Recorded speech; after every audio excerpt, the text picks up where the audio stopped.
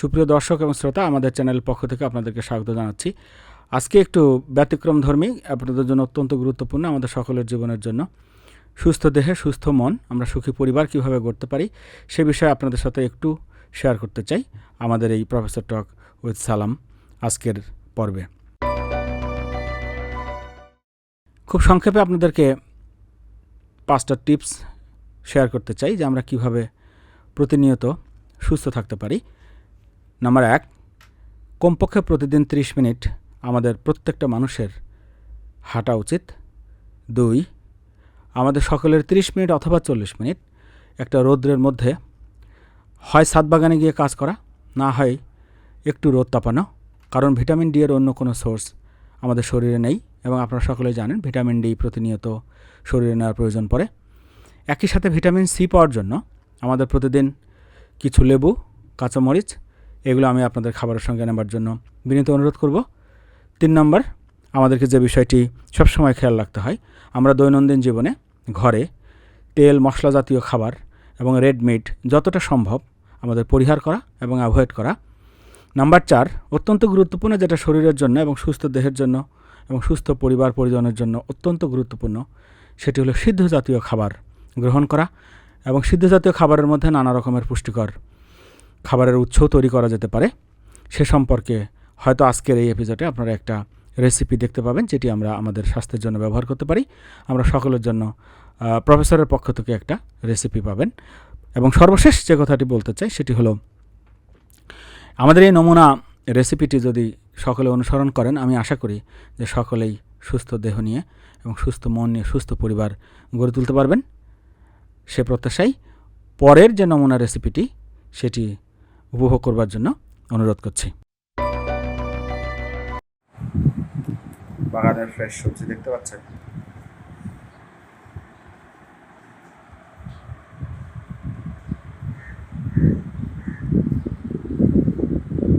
Healthy স্টাইলে cook হবে। এখন এটি রেডি করা হবে, প্রস্তুত প্রণালী আপনাদেরকে দেখানো হবে। এখন পরিষ্কার করা হচ্ছে। গাছের সাথে যত আঁশ থাকবে, শাকের সঙ্গে যত আঁশ থাকবে, যতটা পাওয়া সম্ভব যে আঁশগুলোকে তুলে ফেললে এটা সহজে সিদ্ধ হবে এবং তার থেকে সুস্বাদু হবে ভাত। কিন্তু খেয়াল রাখবেন, যেহেতু ছাদ বাগানে আপনার অনেকগুলো সবজির সুযোগ আছে, সে কারণে অনেকগুলো সবজি আপনি একসাথে করে দিতে পারেন। যেমন আপনি দেখতে পাচ্ছেন আমরা কি করেছি, দেখেন আমরা পুঁই শাকের কয়েকটি পাতা এনেছি, কচি পাতা এনেছি, কচি পাতা, লাউ শাকের ডগা এবং পাতা, বেগুন নিয়ে এসেছি 2টো, বরবটি এনেছি 2টা, এর মধ্যে 2টো আলু যাবে এবং এর মধ্যে একটা ডিম সিদ্ধ হবে। হয়ে সবগুলোকে আমরা স্ম্যাশ করবো। আপনি ভেজিটেবল পাবেন, ডিমের শক্তি পাবেন, আপনার খাবার হবে পুষ্টিকর, দেহটাকে শুদ্ধ এবং সিদ্ধ করে খাবেন। তেল যতটা সম্ভব অ্যাভয়েড করবেন।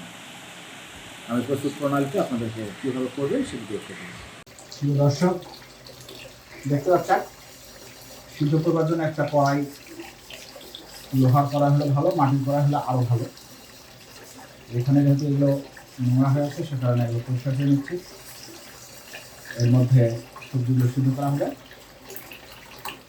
এবং রাতে এগুলো নোংরা অবস্থায় ছিল, একই সাথে সবগুলো পরিষ্কার করে দেবো যাতে আমার স্ত্রীর একটু হেল্প হয়। বাসায় কাজের লোক আমাদের নাই, আমাদের সন্তানেরা স্ত্রী নিয়েই বাসার কাজ ম্যানেজ করে। সুতরাং যতটুকু পারা যায় ততটুকু সহায়তা করা সকলের জন্যই সুবিধাজনক। এই যে পুঁই শাকের যে কচি পাতাগুলো, ডগাগুলো এবং পুঁই শাকের যে শাক বা পাতা, এগুলোতে অনেক মাটি থাকে এবং ময়লা থাকে, সেগুলো একটু আলাদাভাবে ধুয়ে পরিষ্কার নিতে হবে। লাউ শাকটা জানলায় থাকে, পুঁই শাকও জানলায় না ধরে মাটির উপরে কিছু অংশ থাকে, তবে সে কারণে সেখানে ময়লা দিতে হবে। ওটাকে আলাদাভাবে একটু পরিচ্ছন্ন করতে হবে এবং এগুলো 100% অর্গানিক, সে কারণে সিদ্ধ হতে দেখবেন বেশি সময় লাগবে না।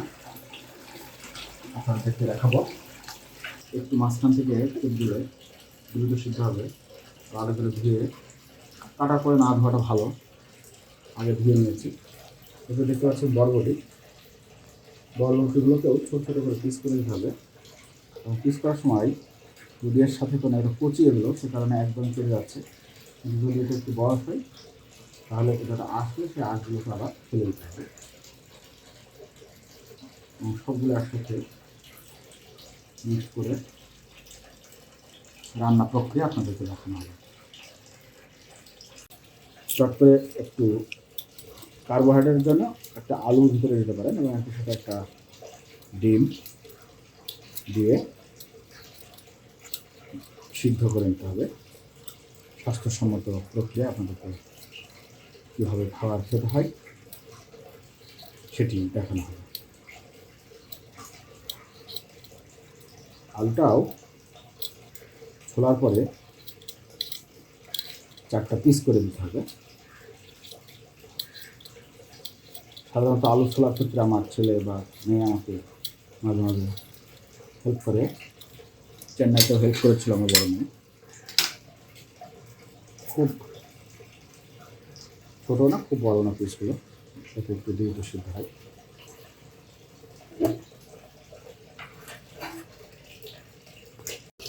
পরিমাণ মতো পানি নিয়ে সবগুলো সবজি এই পানির মধ্যে দিতে হবে, যাতে করে পানিটাও শেষ হয়ে যাবে এবং একই সাথে সবজিগুলো সিদ্ধ হয়ে যাবে। বুঝতে পারছেন? এরপরে পরবর্তীতে যাতে পানি দেওয়া না লাগে, চুলার উপরে দিয়ে চুলাটা জ্বালিয়ে দিবেন।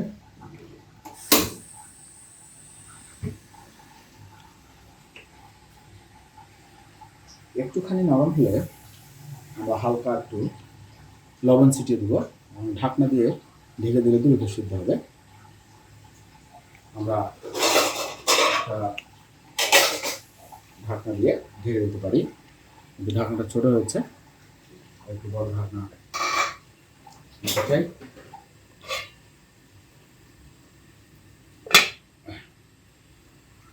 একটা ভিন্ন পাত্রে 2টো ডিম পরিষ্কার করে সিদ্ধ করে নেবেন, কারণ সবজির মধ্যে ডিম সিদ্ধ না করা ভালো।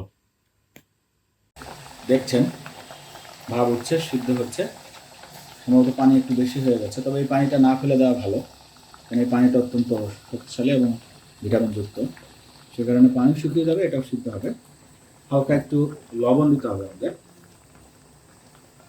আর ডিমটা দেখতে পাচ্ছেন সিদ্ধ শেষ হয়ে গেছে, সে কারণে আমরা এই চুলাটা এখন বন্ধ করে দিতে পারি, যেহেতু ডিমের পানিটা শেষ, খুব বেশি সিদ্ধ লাগবে না।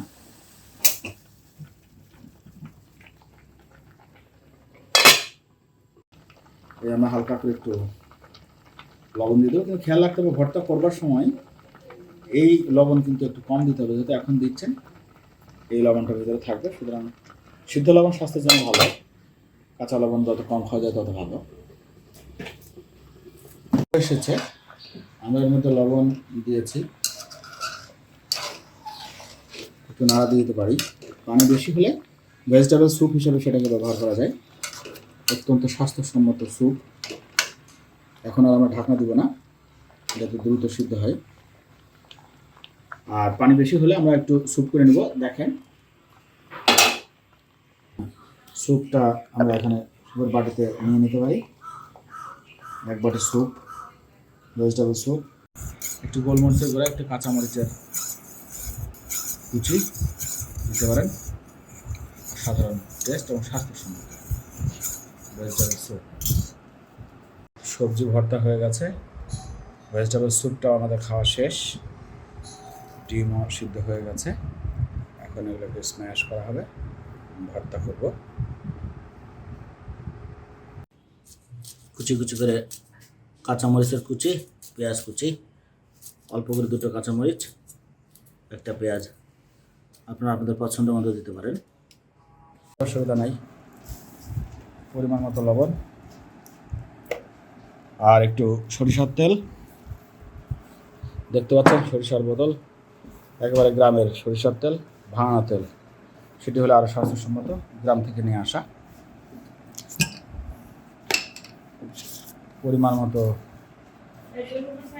সরিষার তেল দেবেন আপনাদের পছন্দ মতো, কিন্তু এটা যতটা কম হয়, তেল যত কম খাওয়া যায় তত ভালো শরীরের জন্য। মরিচ, কাঁচামরিচ, পেঁয়াজ, লবণ পরিমাণ মতো এবং তেল দিয়ে আমরা স্ম্যাশ করে নেব। এরপরে সবগুলো ভেজিটেবল, আলু একটা 4 পিস করে দিয়েছিলাম, বেগুন 4 পিস হয়েছিল, দুটো বরবটি কয়েকটা পিস হয়েছিল, সবগুলো ভালো মতো সিদ্ধ হয়েছে কিনা সেটা দেখে নিতে হবে। এবং ডিমটাও আমরা এর সাথে একসাথে দিয়ে স্ম্যাশ করব, দেখবেন অসাধারণ স্বাদ এবং অসাধারণ স্বাস্থ্যসম্মত খাবার হবে। কেউ ইচ্ছা করলে অল্প একটু কার্বোহাইড্রেট মিশিয়ে খেতে পারেন, ব্রেডের সাথে খেতে পারেন, ভাতের সাথে খেতে পারেন, আবার শুধু শুধু খেতে পারেন। কার্বোহাইড্রেট শরীরে খুব বেশি ভালো না, যাদের ভাত খাওয়া নিষেধ তারা অন্য যে কোনো আইটেমের সাথে ব্রেড দিয়ে খেতে পারেন, রুটির সাথে খেতে পারেন। দেখেন দেখতে আর সাধারণ ভর্তাগুলো যত ছোটো ছোটো করে মাখাবেন টুকরাগুলো মিহি হয়ে যাবে, মিশে যাবে এবং পরিশেষে একটু মুখে দিয়ে লবণ চেখে দেখতে পারেন। যার যা পছন্দ মতো লবণ, তেল, মশলা ব্যবহার করতে পারেন। দেখেন চমৎকার দেখতে, অসাধারণ। এরপরে আমরা দুই বারটা মিলে এখন একটু অল্প ভাতের সঙ্গে এটা খাওয়ার চেষ্টা করব। মুখে দিয়ে দেখতে পারি, তুমি একটু খেয়ে দেখো, হয়তো একটু লবণ দিলে ভালো, বলো? ঠিক আছে, থ্যাংক ইউ। তৈরি হয়ে গেল আমাদের egg vegetable smash, multi vegetable, mixed vegetable. আমরা রেসিপিটা আরেকবার বলে দিই। 2 বা 3টা অর্গ্যানিক বরবটি, 2 বা 3টা বেগুন, যদি বেগুনে কারো অ্যালার্জি থাকে বেগুন না দিলেও চলবে, মিষ্টি কুমড়া খেতে দিতে পারেন, 2-3টা ভেজিটেবল একসাথে করে, 2টো ডিম একসাথে দিয়ে সিদ্ধ করার প্রক্রিয়া আপনারা দেখেছেন। পরিমাণ মতো লবণ এবং মশলা দিয়ে চমৎকারভাবে আপনি মাখিয়ে তৈরি করে ফেলতে পারেন এগ ভেজিটেবল স্ম্যাশ। সাথে সবজি হিসেবে দেশি শসা এবং বিটরুট এর সালাদ দেখতে পাচ্ছেন। সালাদ বেশি করে খাবেন, সবজি বেশি খাবেন, আর কার্বোহাইড্রেট থাকবে পরিমাণ মতো, সম্ভব হলে যতটা কম। এবং সাথে কাঁচামরিচ নিয়েছি একটা, দেখতে পাচ্ছেন। এই কাঁচামরিচ আমার অনেক পছন্দ, এটি যার ব্যক্তিগত পছন্দের অনুযায়ী। দেখতে খুব সুন্দর এবং চমৎকার, অসাধারণ সুস্বাদু। আশা করি আপনাদের এই রেসিপিটি অনেক ভালো লাগবে। আপনারা এতক্ষণ দেখলেন আমাদের প্রফেসরস রেসিপি, যেটি আমি আশা করি আপনাদের কেমন লেগেছে আপনারা জানাবেন, আমাদের চ্যানেলের মাধ্যমে শেয়ার করবেন, মন্তব্য লিখবেন এবং সাবস্ক্রাইব করবেন। এবং আপনাদের কোনো রেসিপি থাকলে আমাদের সাথে শেয়ার করবার জন্য অনুরোধ করছি, যেটি আমাদের সুস্থতার জন্য অত্যন্ত জরুরি এবং গুরুত্বপূর্ণ। এবং কিছুটা ইনোভেটিভ রেসিপি হলে আমি মনে করি যে আধুনিক মানুষের জন্য সুস্থ থাকবার জন্য কাজে লাগবে। পরিশেষে সুস্থ দেহের সাথে আমাদের অত্যন্ত গুরুত্বপূর্ণ একটি বিষয়, সেটি হলো সুখী পরিবার গড়ে তোলা। এবং এই সুখী পরিবারের জন্য আমাদের সকলের কয়েকটি বিষয়ে নজর দেওয়া আমি মনে করি অত্যন্ত গুরুত্বপূর্ণ। এবং আমি আপনাদের অনুরোধ করব, আমরা যে সমস্ত গতানুগতিক চেতনায় আমরা জীবনযাপন করি, আমাদের এই আধুনিক জীবনে, কর্মময় ব্যস্ততম জীবনে, যেখানে আমাদের স্ত্রী, পরিবার পরিজন এবং আমরা সকলেই চাকরিজীবী, সেখানে আরও বেশি বিষয়গুলো অত্যন্ত গুরুত্বপূর্ণ। তা আমি আপনাদের সঙ্গে কয়েকটি টিপস শেয়ার করব কীভাবে সুখী পরিবার একটি ঘরে আমরা বহন করতে পারি। 1 নম্বর, গৃহকর্মের কাজে আমি স্ত্রীদেরকে সহায়তা করবেন আশা করি সকলেই। আমরা অনেক সময় মনে করি যে আমাদের স্ত্রীরা গৃহকাজের জন্য একমাত্র দায়িত্বশীল, কিন্তু অনেক ছোট ছোট কাজ আছে যেগুলো আমরা সকলে সহায়তা করতে পারি। যেমন দেখলেন আমাদের রেসিপির মধ্যে, আমরা হয়তো সারাদিনে ব্যবহারকৃত হাঁড়ি, পাতিল, থালা, বাসন, যাদের বাসায় কাজের লোক নেই, সে যদি একটু 10 মিনিট 15 মিনিট আপনার স্ত্রীকে সহায়তা করেন, আমার মনে হয় সেটি সুস্থ সুখী পরিবারের জন্য অত্যন্ত গুরুত্বপূর্ণ। 2 নম্বর যে বিষয়টি আমি খুব গুরুত্ব দেব সেটি হলো, আমাদের মধ্যে এক ধরনের বদ্ধ ধারণা আছে যে এই যে নারীরা যে সমস্ত গৃহকর্ম করে এর কোনো আর্থিক প্রতিদান নেই। মূলত পরিবার একটি ইন্ডাস্ট্রির মতো এবং তাদের এই কাজের আমি মনে করি আর্থিক মূল্য এবং শ্রদ্ধা এবং সম্মান স্বামী হিসেবে আমাদের দেখানো উচিত।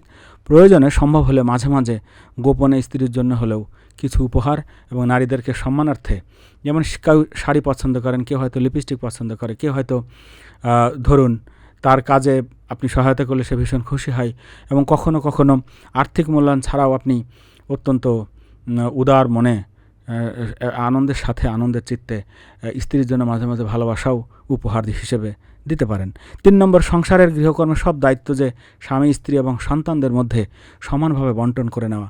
কারণ কি জানেন, আধুনিক জীবনে শুধু স্বামী নয়, শুধু স্ত্রী নয়, সন্তানদেরকেও ধীরে ধীরে জীবন দক্ষ করে গড়ে তোলা, যাতে করে তারা যে কোনো পরিবেশে নিজেদেরকে খাপ খাইয়ে নিতে পারে। এটি শিক্ষার অত্যন্ত একটি গুরুত্বপূর্ণ অংশ। চতুর্থত যে বিষয়টি বলবো সেটি হলো মাঝে মাঝে পরিবার নিয়ে একদিনের জন্য হোক, এক রাতের জন্য হোক, বাইরে যাওয়া, নিজেদের মধ্যে নিজেরা সময় দেওয়া। নিজেকে যেমন আপনি সময় দিতে পারবেন, ঠিক একই সাথে আপনার পরিবার পরিজনের সঙ্গে বাইরে থাকলে তখন দেখবেন স্বাভাবিক পরিবারের মধ্যে থাকলে যে ধরনের মানসিকতা থাকে সেই মানসিকতাটি থাকে না। উন্মুক্ত প্রকৃতিতে আমরা সকলেই একটু অন্যরকম হই। সেই সুযোগটি কাজে লাগানো সুখী পরিবারের জন্য। পরিশেষে আমরা বলবো এবং আমি অনুরোধ করব, আমার সর্বশেষ যে টিপস সেটি হলো ব্যস্ততম জীবনের ন্যূনতম হলেও নিজের জন্য এবং নিজের পরিবারের জন্য সময় দেওয়া। আমাদের জীবন বয়ে যায়, কিন্তু আমরা জীবনকে কখনো সময় দিতে পারি না বলেই আমাদের সুখী পরিবার গঠনে অনেক রকমের মানসিক দ্বন্দ্ব এবং মানসিক সীমাবদ্ধতা আপনারা দেখতে পাচ্ছেন। আশা করি আপনারা সকলে মিলে সুস্থ দেহ নিয়ে, সুস্থ পরিবার নিয়ে সুখী পরিবার গড়ে তুলবেন এবং ভালো থাকবেন। সে কামনাই আজকের মতো এখানেই। সবাই সুস্থ থাকুন, ভালো থাকুন। ধন্যবাদ সকলকে।